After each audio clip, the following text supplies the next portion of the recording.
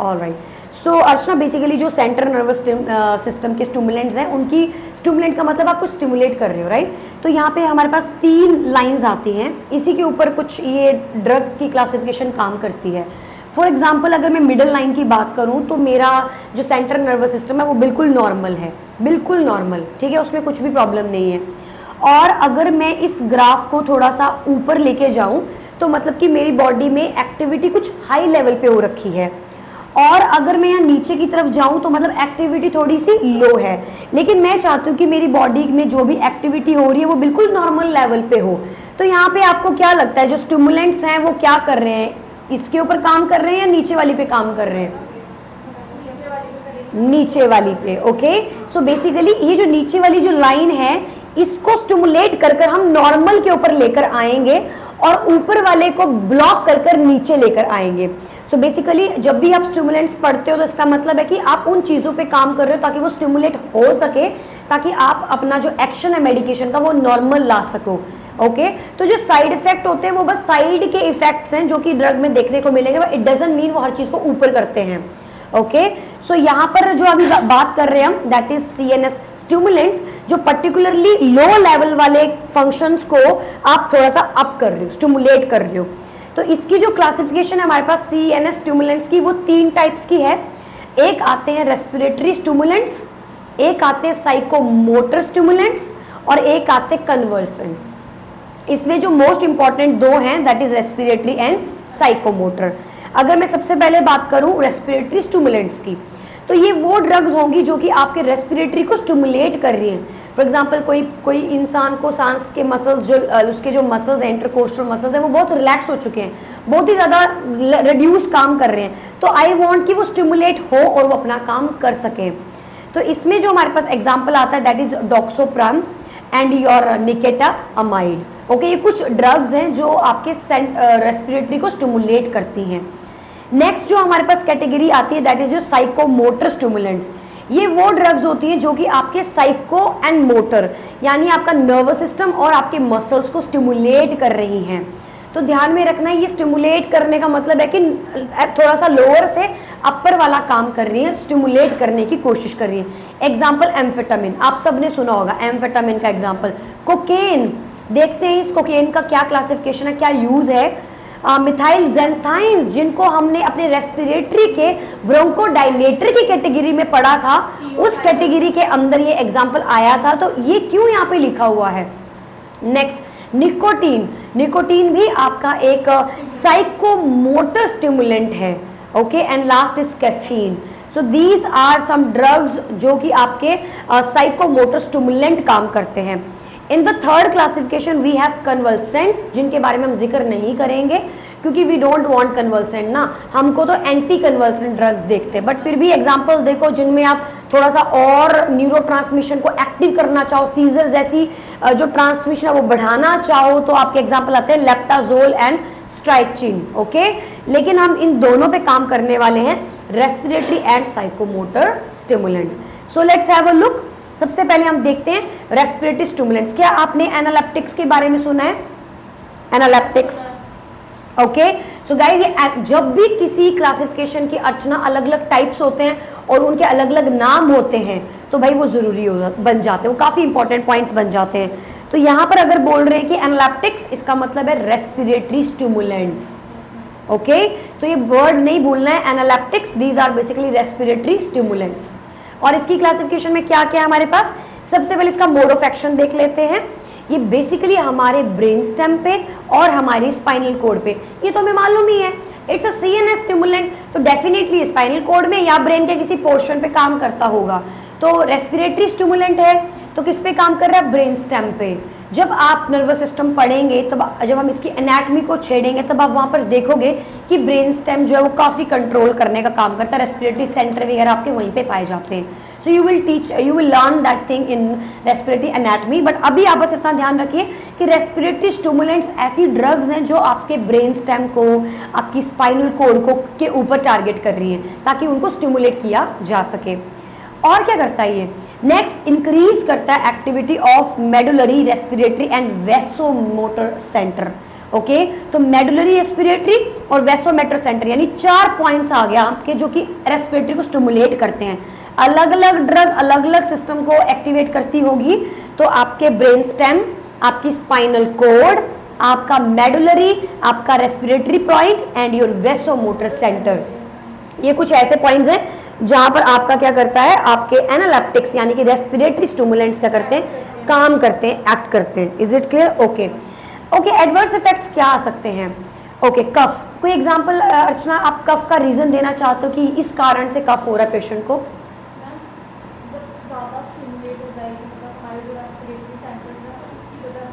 Okay, so basically आपको मालूम होगा, मैंने रैमिप्रिल का एग्जांपल बताया था कि रैबिंगप्रिल, एनालप्रिल, जितने भी आपके एसी इनहिबिटर्स होते हैं जो कि सिलेक्टिव नहीं होते हैं, वो आपके लंग्स के अंदर पाए जाने वाले जो ब्रोंकियोलैक्टेज ट्राइनेज नाम का जो एंजाइम होता है, उनको पर्टिकुलरली क्या करते हैं, ठीक है, ब्रेडिकाइनेज हो गया हमारा, उनको पर्टिकुलरली क्लोज, पहले उनका काम था इनहिबिट करने का, शांत रखने का, लेकिन एसी इनहिबिटर्स क्या करते हैं, आपके ब्रेडिकाइनिन हो गए, इन सब एंजाइम्स को क्या करते हैं, ब्लॉक ना कर ट्रिगर करते हैं, जिसकी वजह से पेशेंट का जो कफ रिफ्लेक्स है बहुत ज्यादा इंक्रीज कर जाता है। तो जब भी हमारी बॉडी का रेस्पिरेटरी स्टिमुलेट होता है किसी कारण की वजह से, किसी ड्रग की वजह से, तो वहां पर कफ, नैगिंग कफ, ड्राई कफ जैसे सिम्टम देखने को मिलते हैं। इसके अलावा patient will be restless, because वो बहुत ही ज्यादा अजीब सा कफिंग करेगा, एंशियस होगा, तो रेस्टलेस होगा, टेकिकार्डिया, हाइपरटेंशन, नॉजिया एंड अरिथमियाज देखने को मिलते हैं, because these will not only stimulate your respiratory system, but उसके साथ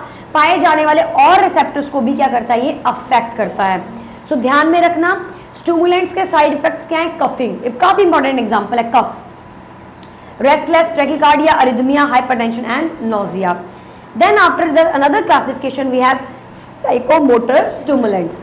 तो गाइज अगर मैं साइकोमोटर स्टिमुलेंट्स की बात करूं तो ये वो स्टिमुलेंट्स हैं जो कि आपके मिथाइल ज़ेनथाइंस, कैफीन, कोकेन, इन सब के काम कर रहे हैं। तो सबसे पहले हम बात करते हैं मिथाइल ज़ेनथाइंस के बारे में। मिथाइल ज़ेनथाइंस हमारा बीटा ब्लॉकर की क्लासिफिकेशन का एक ड्रग था, not beta blocker, sorry, bronchodilators. तो लेट मी शो यू, थोड़ा सा और डीप आपको पता होना चाहिए इसके बारे में, तो आप देख लेते हैं एक बार हम इसे अच्छे से। आई थिंक काफ़ी भी ऊपर होगा, सबसे पहले हमने वही किया था हमारा रेस्पिरेटरी वाला। So let's have a look. Okay, yeah, it's here. तो गाइज यहाँ पर आप देख सकते हो कि जो हमारे रेस्पिरेटरी एजेंट्स थे, यहाँ पर किस प्रकार से हमने क्लासिफिकेशन के अंदर ब्रोंकोडाइलेटर्स पढ़े थे, और इस कैटेगरी में हमने यहाँ पे मिथाइल ज़ेनथाइंस देखा था। हमने कहा था कि मिथाइल ज़ेनथाइंस में theophylline, aminophylline, these are some classification of your methyl xanthines. और रंजना, हमने इनके बारे में डीप क्लासिफिकेशन भी पढ़ी थी, और हमने इसके बारे में डिस्कस किया था कि कॉफी टी के बारे में बात की थी, याद है ना दीदी आपको, कि मिथाइल ज़ेनथाइन आपके पर्टिकुलरली कॉफी टी के क्लासिफिकेशंस के हैं। सो एक्यूट अस्थमा के एपिसोड में दिया जाता है। थियोफाइलिन, एम्नियोफाइलिन 2 क्लासिफिकेशंस थे, और ये फॉस्फोडाइएस्ट्रेज को इनहिबिट करते थे। रिमेंबर द वर्ड फॉस्फोडाइएस्ट्रेज, तो ये काम करता था फॉस्फोडाइएस्ट्रेज को इनहिबिट करने का, जबकि एमिनोफाइलिन आपका काम करता था एडिनोसिन रिसेप्टर एंटागोनिस्ट। थियोफाइलिन और जो थियोफाइलिन का, उसका मैंने क्या बोला था कि नॉर्मली आपके रिसेप्टर जब बाइंड करते हैं तो आपका जो जीएस प्रोटीन्स होती है, जीक्यू, जीएस प्रोटीन, अलग अलग प्रकार के प्रोटीन्स मैंने बताए थे, एंड दीज प्रोटीन पर्टिकुलरली आपके एटीपी को कन्वर्ट करते हैं सीएमपी के अंदर, और ये सीएमपी क्या करता है, बाद में एक्टिवेट करता है आपको जो ब्रोंकोडाइलेशन का जो इफेक्ट है वो लेकर आता है। रिलीज जो इन्फ्लेमेटरी मीडिएटर है उनको कम कर देता है, ब्रोंकियल सिक्रीशंस को डिक्रीज कर देता है, relaxation of muscle, smooth muscles को भी क्या करता है, रिलैक्स कर देता है। ओके, ये इफेक्ट है हमारे मिथाइल ज़ेनथाइंस के, यानी कि ब्रोंकियल सिक्रीशन को डिक्रीज करना, इन्फ्लेमेशन को कम करना और ब्रोंकियल्स को डायलेट करना, ये कहीं ना कहीं रेस्पिरेटरी स्टिमुलेंट का काम हो रहा है। ओके, सो हमने ड्रग ऑफ चॉइस बोला था in acute patient with beta blocker therapy, ipratropium देना है, ड्यूरिंग लेबर भी इप्राट्रोपियम दे सकते हैं।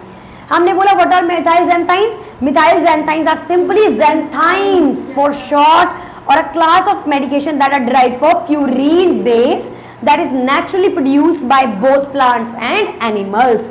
और हमने इसके टाइप्स में क्या क्या बोला, theophylline, aminophylline and your theobromine and your caffeine, IV orally syrup के तौर पे देते हैं, और nausea, vomiting, gastric reflux, conversion, death, weak diuretic effect, bronchioles का, स्मूथ मसल्स का रिलैक्सेशन क्या है देखने को मिलता है। थियोफाइलिन में हमने बोला था कि ये भाई नेगेटिव है, फॉस्फोडाइएस्ट्रेस को ब्लॉक करता है। ओके, ये हमने काफी बार रिपीट की थी लाइन। और साइक्लिक एएमपी को इंक्रीज करता है ताकि हमारे इफेक्ट्स हमें मिल सके, हमारी स्मूथ मसल रिलैक्स हो सके, हमारा लोअर एयरवे रिस्पांस बढ़ सके और गैस्ट्रिक सिक्रीशन भी बढ़ जाती है। स्ट्रेंथ करता है डायफ्राम की मसल को और इम्यून एंड डायरेसिस, ये सब चीजें भी साइड बाय साइड करता है। ओरल टैबलेट बोला 5 से 15 mg पर एल देना है। प्लाज्मा लेवल के अंदर इतना ही इसका थेरेपेटिक लेवल होना चाहिए है। और एम्नियोफाइलिन की अगर हमने बात की तो हमने बोला 5 to 6 mg पर kg। हमने एक MCQ में सॉल्व किया था, वहां से मैंने ये डाटा लिखा था। तो आपको भी जो जो MCQs दिखते हैं साथ साथ में आपको डाटा सॉल्व करना है।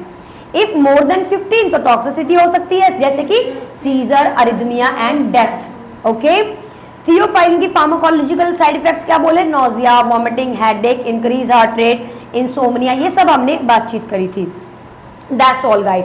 तो मिथाइल ज़ैंथाइन्स नेगेटिवली इनिबिट करते हैं फॉस्फोडाइएस्ट्रेस को, और आपके एडिनोसिन रिसेप्टर्स जो है उनको भी क्या कर रहे हैं अर्चना? एंटागोनिस्ट करते हैं। And what is adenosine receptors? Yes, what is adenosine receptors guys? ये नॉर्मली रिसेप्टर्स पाए जाते हैं आपके सेल्स के ऊपर, जितने भी न्यूरॉन्स हैं।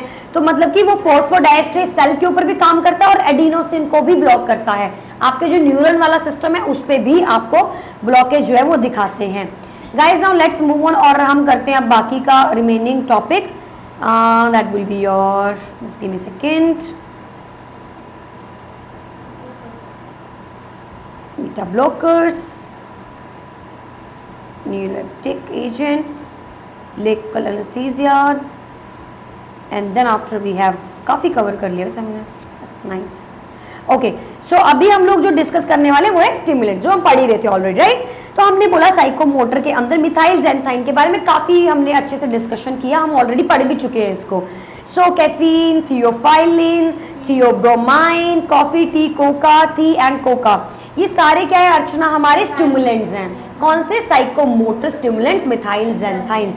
तो हम इस मिथाइल ज़ैंथाइन को जो आपके ब्रोंकोडायलेटर्स हैं उनकी क्लासिफिकेशंस में भी पढ़ते हैं, और इन्हीं को हम साइकोमोटर स्टिमुलेंट्स भी पढ़ते हैं। तो आपको बिल्कुल भी कंफ्यूज नहीं होना है कि ये मिथाइल ज़ैंथाइन इतनी बार क्यों डिस्कस किया जा रहा है, इधर भी काम कर रहा है, इधर भी काम कर रहा है, ये भी काम कर रहा है। तो guys just be aware, it is also bronchodilator and it is also a psychomotor stimulants, जो कि आपके सेंट्रल नर्वस सिस्टम के अंदर स्टिमुलेंट काम करता है। Is it clear Archana?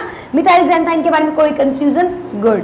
Next, अब ये सीएनएस पे क्या काम करता है? अभी अभी पढ़ा हमने, मेंटल अलर्टनेस करेगा, सेंस ऑफ वेलबींग, इसीलिए लोग कॉफी पीते हैं, चाय पीते हैं, वरना उनके सर में दर्द होता है। क्यों? क्योंकि वो एक स्टिमुलेंट की तरह काम करता है और लोगों को उसकी एडिक्शन हो जाती है। फैटिग को कम कर देगा। For example, my mother is always, मेरे ना सर में दर्द हो रहा है, इसका मतलब उनको चाय चाहिए। Very simple, if she will say मेरे सर में बहुत दर्द हो रहा है, बच्चों ने बहुत सारा दिमाग खाया, because she is a teacher, so they always like चाय चाहिए ना, वहाँ वेट करो, लेके आता है। तो ऑलवेज चाय वाला people will be talking like मेरे को हेडेक हो रहा है। क्यों? क्योंकि वो एक अलर्टनेस करता है, वो साइकोमोटर अलर्टनेस करता है। आपकी बॉडी को ऐसा लगेगा कि ताकत ही नहीं है शरीर के अंदर। And next, increase motor function. आप जैसे ही कॉफी पियोगे, चाय पियोगे, you will feel like much better. Previously I was like very very addicted to caffeine, coffee में मतलब बहुत ही ज्यादा। आइस टू तो मैं भी लेती हूँ, but previously I was like very very addicted to coffee, like 5 times a day। And हमारे आईसीयू के अंदर कॉफी जो है वो बहुत ज्यादा मतलब मिल जाता है, ऊपर कैंटीन 24 आवर ओपन रहती है। नाइट ड्यूटी में 4-4-5 बार बस कॉफी एंड कॉफी। अभी मैंने सब क्विट कर दिया है, अभी बस आइस टी लेते हैं, वो भी जब दिमाग खराब हो तो, अदरवाइज तो नहीं लेते हैं। यस, एडिक्शन है। सो गाइज इसमें नोट करना है कि अगर आप बहुत ही ज्यादा हाई मात्रा में इन चीजों को लेते हो तो आप एंशियस भी हो जाते हो। और जो वो एंशियस का जो असर है ना, वो अर्ली मॉर्निंग दिखता है, जब राउंड लेने आते हैं हमारे इंचार्ज लोग है ना, तो वो एंजाइटी दिखती है कि यार सच में मतलब अजीब सा महसूस होता है। इंसोम्निया, नींद तो आएगी नहीं, यूरिनेशन बार बार। तो ये सारे तीनों के तीनों सिम्टम आप लोग जानते हैं अच्छे से, बस इनको कोरिलेट करना है। जब तक आपका एग्जाम नहीं हो जाता है, जब तक आप पेपर को पास नहीं कर लेते, तब तक आपके ध्यान में रहनी चाहिए anxiety, insomnia, urination, 3 most important high dose के इफेक्ट्स हैं, हाई डोज के। ओके, नेक्स्ट, CVS में क्या करता है, हार्ट रेट को बढ़ाता है, कार्डिक आउटपुट को बढ़ाता है। गाइज यहाँ पे मैं आपको एक और पॉइंट बताती हूँ, I still remember this thing. Ice cream, ice cream क्या करते हैं कि बच्चों, छोटे छोटे बेबीज को, अडल्ट को, बुजुर्ग लोगों को बीपी शूट करने के लिए आइसक्रीम भी देते हैं, वो भी आपका CNS या मतलब कार्डिक एंड CNS स्टिमुलेंट काम करता है आइसक्रीम्स। ओके, ये भी आप क्वेश्चन कहीं ना कहीं पढ़ोगे। किडनी की बात करूं तो वो डायरेटिक काम करता है।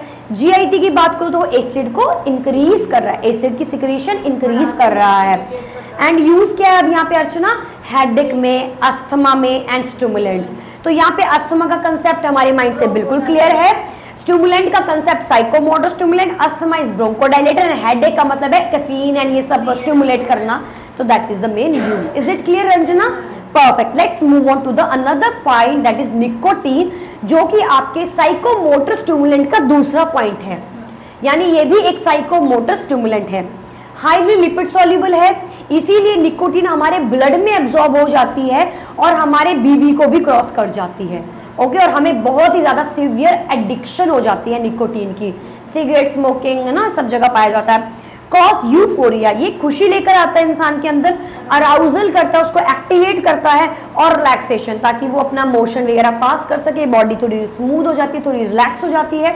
So these are the main use of nicotines. Impairment की बात करें तो अटेंशन ले आएगा आपके अंदर, मेमोरी थोड़ी सी आपकी बेटर होने लगेगी, प्रॉब्लम सॉल्विंग, प्रॉब्लम्स भी आप सॉल्व करना स्टार्ट कर दोगे। तो ये इम्पेयरमेंट पे भी कहीं ना कहीं मतलब बिहेवियर कैसा आपका उस पर भी थोड़ा सा असर दिखाता है। हाई डोज पे उल्टा असर होगा, बिकॉज वो अब हाई डोज पे वो नॉर्मल से ऊपर बढ़ चुका है, और नॉर्मल से जब ऊपर बढ़ जाएगा तो ये निकोटीन आपको इतना रिलैक्स कर देगी कि आपकी बॉडी के अंदर रेस्पिरेटरी पैरालिसिस भी हो सकता है और हाइपोटेंशन भी हो सकती है। These are the most important terms जो आपको ध्यान रखनी निकोटीन के साथ। क्या मैंने आपको यहाँ पर, अगर हमने अभी ऊपर बात करी with your this thing methyl xanthine, मैंने हाइपोटेंशन बोला इतना नहीं बोला। I said insomnia, urination, anxiety with high dose, लेकिन निकोटीन के साथ आपका हाइपोटेंशन, रेस्पिरेटरी पैरालिसिस देखने को मिलता है। Okay, the reason is relaxation, because ये आपके मसल्स को रिलैक्स कर रहा है। यस अर्चना,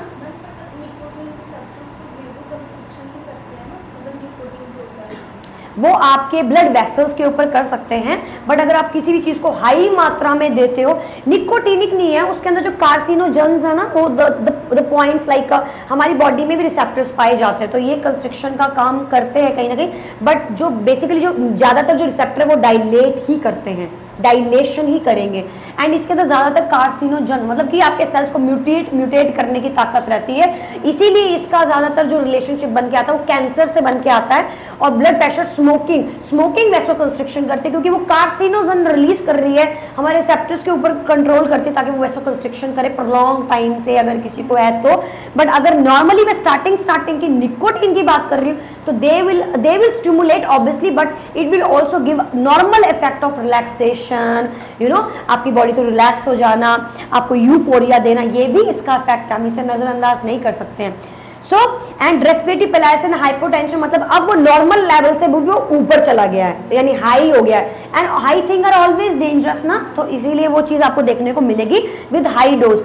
तो निकोटीन का ये ध्यान में रखना, बीबी क्रॉस करता है, लिपिड सॉल्युबल है, एंटर कर जाएगी, ब्रेन के अंदर भी करेगी, और हमारी सीएनएस पे अफेक्ट करेगी, हमारे सीएनएस के जो साइकोमोटर है उसको स्टिमुलेट करेगी, और कहीं ना कहीं बॉडी को स्टिमुलेट करने के साथ साथ रिलैक्स भी करेगी, यूफोरिया देगी, क्योंकि ब्रेन पे काम कर रही है, राइट। और अब फॉर एग्जांपल अगर ब्रेन पे काम करी तो ब्रेन का ही कंट्रोल पूरी बॉडी पे है, और वो ही हमारे रेस्पिरेटरी के ऊपर पैरालिसिस कर सकता है और हमारी बॉडी को हाइपोटेंशन में भी ले जा सकता है, because this is a psychomotor stimulant. Okay, तो इसका सारा का सारा इफेक्ट आपके सीएनएस से ही लिंक्ड है। गाइज, इस डायग्राम को आप एक बार देख लो। Okay, we will see in the last. Okay, next cocaine की अगर मैं बात करूं, अलर्टनेस इंक्रीज कर रहा है नॉर्मल लेवल पे, ज्यादा होगा तो ऑपोजिट करेगा, बट नॉर्मली अलर्ट करता है, euphoria, hallucination and delusions. Okay, yes, हाँ, कोकेन के अगर आप एडिक्टेड हैं और आप विड्रॉवल में हैं, then you will see some kind of hallucination. Tactile और अल्कोहल वाले में you will see auditory and visual also. तो गाइज बेसिकली जो कोकीन है आपकी, it is like a drug addiction, opioids, cocaines, तो ये आपके अलर्टनेस, यूफोरिया और हेलुसिनेशन और डिल्यूजन्स को लीड करती है। कोई मुझे बता सकता है what is the difference between delusion and hallucination?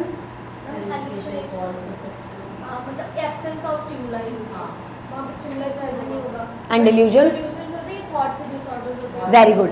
Delusion आपका एक थॉट का डिसऑर्डर है जिसमें patient will feel paranoid, delusional, grandiose, schizo और बिजार। ओके, जबकि हेलुसिनेशन की बात करें, दीज आर द फियर जो पेशेंट के सामने चीज है भी नहीं है, but still patient is perceiving something illogical which is not present over there. For example tactile hallucinations, visual, your taste, auditory, olfactory, मतलब कुछ कुछ आपको एबनॉर्मल जो चीज पाई भी नहीं जा रही है, आपको वैसा सेंसेशन सुनने को मिले। Unusual that you can not see, you can not hear, but somebody can hear, can listen.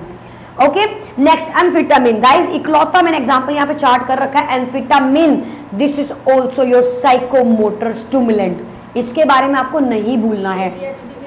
Yes, देते AHD। बेसिकली उस पेशेंट के अंदर आप स्टिमुलेंट्स को अवॉइड करते हो वैसे तो, हाँ, उस केस में दे सकते हो। Attention deficit hyper activity disorder में दे सकते हो, क्योंकि पेशेंट विल बी लाइक कि उसको कुछ इंटरेस्ट नहीं है, एक्टिविटी भी कुछ नहीं करता, उस केस में दे सकते हो। लेकिन अगर कोई हाइपर एक्टिव डिसऑर्डर तो उसमें हम अवॉइड करेंगे। ओके गाइस, अब आपके सामने एक डायग्राम है, इसमें आप देख सकते हो कि हमारा जो प्री साइनैप्ट है, okay, this is a presynapse, जो नॉर्मली हम लोगों ने डायग्राम बहुत बार पढ़ा है। दिस प्री साइनैप्ट बेसिकली आप अगर इसके अंदर देखें, सो दिस प्री साइनैप्टिकली ये वेसिकल्स इसके अंदर पाए जा रहे हैं, और मोनोअमाइनेज यानी कि अलग अलग प्रकार, क्योंकि सेंट्रल नर्वस सिस्टम में तो हमने पढ़ के हटे, ग्लूटामिन था हमारे पास, सीरोटोनिन था, डोपामिन था, नॉन एड्रिन, ADR, एपिनेफ्रिन, ये सारे जितने भी न्यूरोट्रांसमीटर है वो कहीं ना कहीं साइनैप्स के अंदर होते हैं। फिर जो जो रिलीज होना होता है वो उस फॉर्म में बन के रिलीज होते हैं, वो कन्वर्ट होते हैं बाद में, डोपामिन से नॉन ADR कन्वर्ट हो गया, इस प्रकार से। तो इसकी स्टोरेज हो रखी है, ठीक है अर्चना। नेक्स्ट, अब आपका यहाँ पर जाके वो रिलीज होगा और ये न्यूरोट्रांसमीटर फर्दर रिसेप्टर पे लगेगा, बाइंड करेगा और पोस्ट साइनैप्स को एक्टिवेट करेगा, और फिर बाद में ये रीअब्सॉर्ब भी होता है। लेकिन यहाँ पे आपका कोकेन क्या करता है, ये कोकेन इस रीअब्सॉर्प्शन को ब्लॉक कर देता है, जिसकी वजह से उसकी अवेलेबिलिटी बढ़ जाती है और हमारी बॉडी जो है वो इन न्यूरोट्रांसमीटर्स के प्रेजेंस में ज्यादा से ज्यादा काम करती है। Is it clear Ranjana? उसी प्रकार हमारे जो स्टिमुलेंट्स हैं, जो कि साइकोमोटर स्टिमुलेंट हैं और भी प्रकार के, वो क्या करते हैं, आपकी बाइंडिंग को बढ़ा देते हैं और इन न्यूरोट्रांसमीटर के रिलीज को बढ़ा देते हैं, ताकि ज्यादा से ज्यादा बाइंड करें और कलेक्टिवली वो उनका मेन टारगेट क्या, CNS को स्टिमुलेट करना। Is it clear Rachna? It's very simple, बस आपको एग्जाम्पल्स लर्न करना, थोड़ी सी क्लैरिटी माइंड में रखनी है। Okay, so guys, let me tell you one more time. Let's recapitalize it. So we have CNS stimulants, जिसकी क्लासिफिकेशन में हमने रेस्पिरेटरी और साइकोमोटर स्टिमुलेंट्स पढ़े। कन्वल्सेंट में आपके लेप्टाजोल और स्ट्राइकीन आते हैं, लेकिन वो हमें पढ़ना नहीं है। So firstly we have discuss respiratory stimulant, जो कि जिनको हम और क्या बोलते हैं, एनालेप्टिक्स भी बोलते हैं।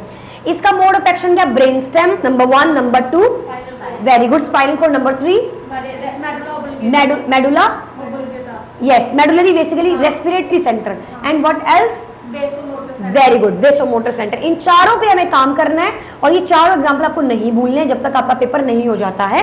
नेक्स्ट, एडवर्स इफेक्ट तो आपको पता क्या क्या रहेंगे, बट यहाँ ध्यान रखना, हाइपरटेंशन, रेस्टलेस, कफ, नोजिया, टैकीकार्डिया, बढ़ रहा है सब कुछ। तुम रेस्पिरेटरी को स्टिमुलेट कर रहे हो, ऑटोमेटिकली सारी चीजें बढ़ रही है, जबकि साइकोमोटर में ऐसा नहीं देखने को मिल रहा है। नेक्स्ट, साइकोमोटर स्टिमुलेंट में methylxanthines, cocaine, codeine, sorry not codeine, caffeine, theophylline, इसका एग्जांपल आ जाएगा। Okay, and amphetamine and your caffeine. Okay, now let's see, methylxanthine की बात करें तो caffeine, theophylline, theobromine, coffee, tea, coca tea, सब ये सारे क्या है, स्टिमुलेंट। कौन से, psychomotor stimulants. Increase mental alertness, sense of well being, fatigue decrease करना, मोटर फंक्शन बढ़ाना। लेकिन प्रॉब्लम अगर तब होगा जब हाई डोज में दोगे, तो एंजाइटी होगा पेशेंट को इंसोम्निया, यूरिनेशन देखने को मिल सकता है। नेक्स्ट हमने बात किया सीवीएस पे, किडनी पे क्या क्या यूजेस हैं, और nicotine very important, very very important, ये बेसिकली आपके बीबीवी को क्रॉस कर रहा है, आपको यूफोरिया, अराउजल और आपकी बॉडी में रिलैक्सेशन दे रहा है, एंड इंपेयरमेंट जो आपके टेंशन, मेमोरी प्रॉब्लम सॉल्विंग, कहीं ना कहीं इन चीजों में भी रोल प्ले कर रहा है। हाई डोज में रेस्पिरेटरी पैरालिसिस एंड हाइपोटेंशन देखने को मिल सकता है। इस डायग्राम में मैकेनिज्म समझाया गया कि काम कैसे करते हैं। काम तो आपको अभी क्लियर ही हो गया होगा ना, सीएनएस में और पेरिफेरल में कैसे काम होता है, you are very clear. Okay guys, now the next topic we have is Parkinson disease.